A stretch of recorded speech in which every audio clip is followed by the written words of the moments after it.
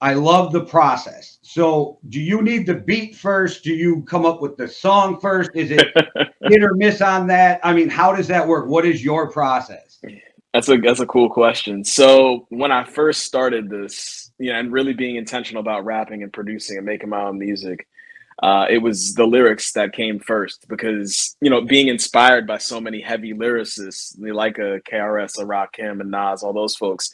I really wanted to make sure that people understood my message and where I was coming from and what I'm about.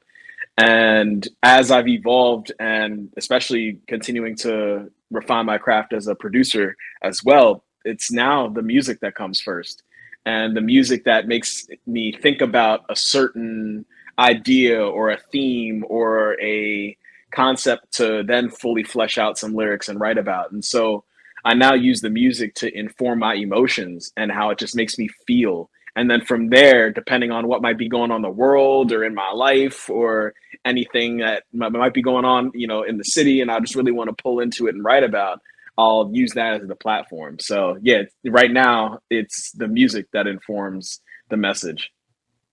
Yeah, that's awesome. This is what I love about the conversation. I get to meet people, network, I stay in touch with a lot of people. It's awesome. But the process, the artistic process that goes in, because Hmm. I am somebody who absolutely loves music, but none of you want me near a mic. So I, I just, the process always blows me away, and everybody is so different. And right off the bat, just because you were like East Coast, I thought you would just be the dude with a notepad, just like that. You Yeah. young East Coast dude, just writing Method Man, and like you know what I mean. You see knocks on them, and they just writing.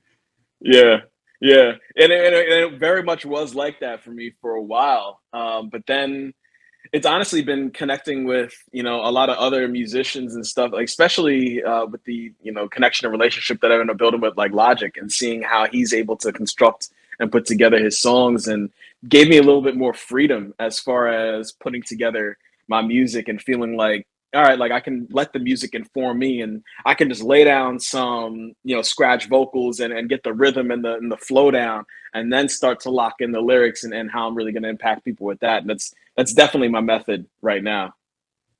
All right, so I have a fighting battle every time I argue this with people. You're from the East Coast. You're older. Maybe you'll have my back. Who's the goat of hip hop, and why is it Rakim?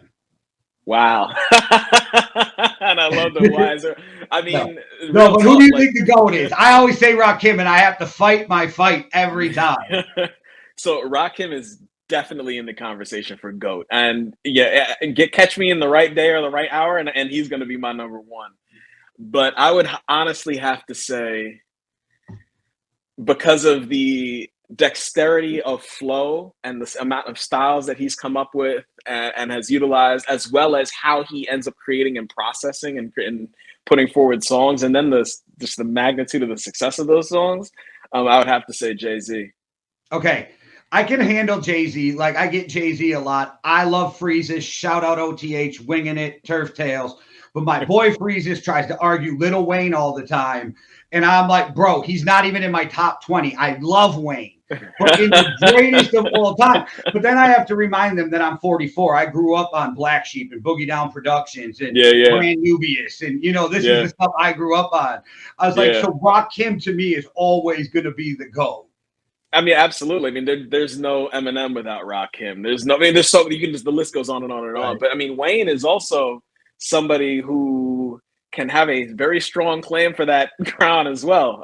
I mean, yeah, his insight, his hilarity, in a lot of his bars, and how it's very clear that he's kind of allowing that free association to not drag him, but carry him through to the end of the song, and you're kind of just following his train of thought throughout it all, and are blown away by so many of the bars. I mean, Wayne is most definitely a contender as well. Well, people think I'm shitting on him when I say that, and I'm not. I love Little Wayne. I just like, Hmm. and I have to remind people, okay, we're talking our own best. So this Yep. is our list of favorite. My top five is going to have MC8. Most people's top five is not going to have MC8 in it. You know what I And mean? that, yeah, and that's a valid. Yeah, a lot of people overlook MC8 for sure. But I just, But it's preference, right? of Like, course, of course. Yep. Because I can keep going. Biggie, Jay Z, Nas. Like, so Yep. I'm like, it's not a slight on Lil Wayne. I just feel like, without writing it down, I'm guessing he's around 20. That's just my guess. Yeah, and that's considering all the MCs that have ever graced the mic. That's a hell of a class to be in.